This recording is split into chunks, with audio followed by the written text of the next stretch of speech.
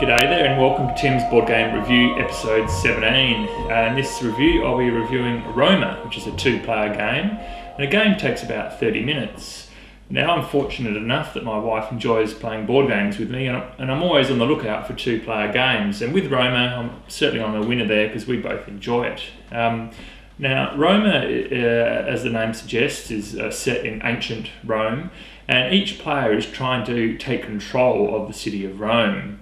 The game is basically a card game, but it also involves some dice rolling and collecting and spending money to buy cards.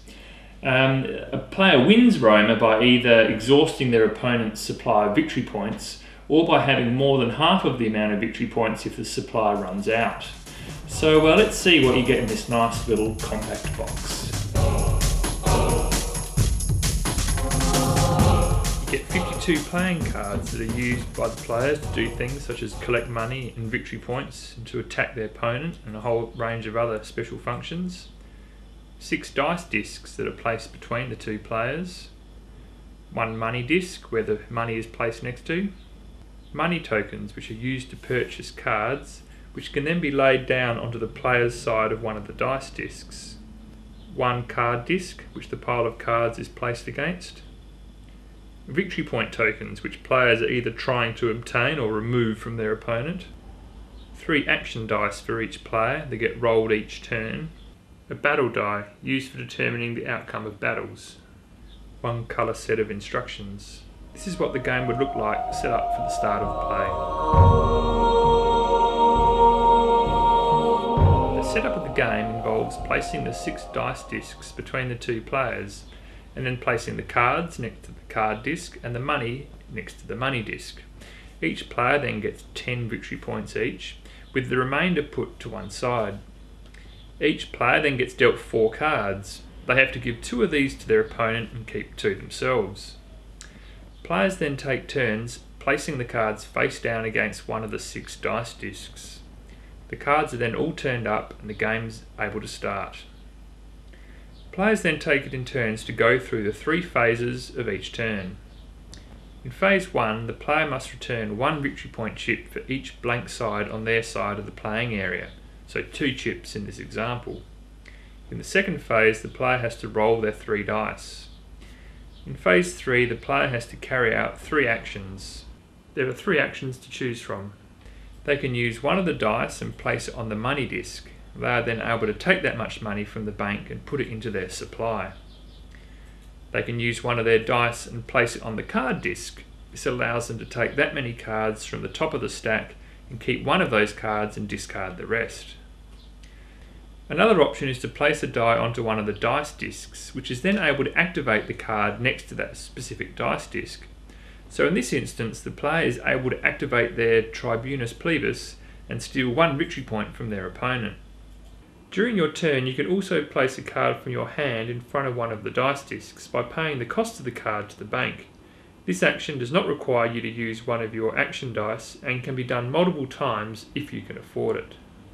Play continues to go from player to player until either one player wins because their opponent has run out of victory points, or by having more than half of the total supply of victory points when the victory supply pile has run out.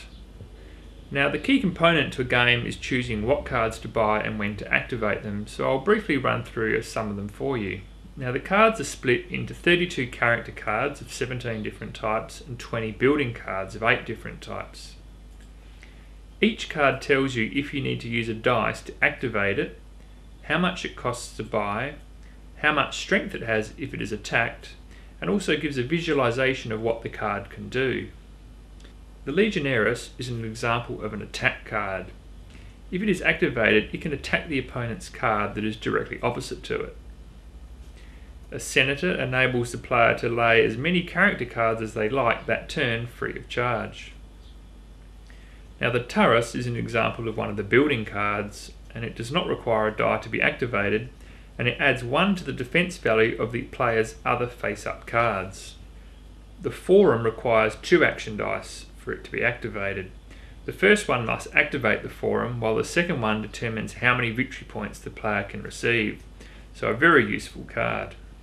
Now, one common complaint about the game is that the imagery at the bottom of the cards is a bit cryptic, and certainly until you become familiar with the game it's hard to work out what the cards do, so you'll end up referring to the rules quite a few times. The other perhaps unusual aspect about the game is that lengths of gameplay can vary quite significantly. A tight tussle could easily go for close to an hour, whereas if you have a lucky start and some good dice roll, one player might end up winning in less than 15 minutes.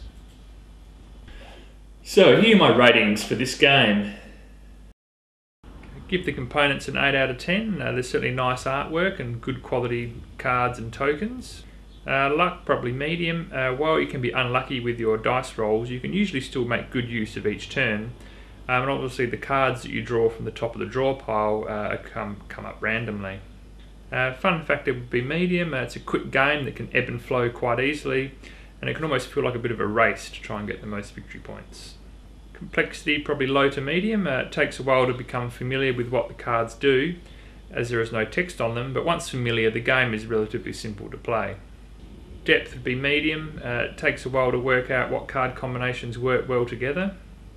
The replayability is probably medium to high. There's certainly lots of different cards in the game, so every game will be quite different to the last one. Overall I'd give this game an 8 out of 10. It's an enjoyable 2-player card game. So I hope you found my review useful, and until next time I'll see you later. Bye for now.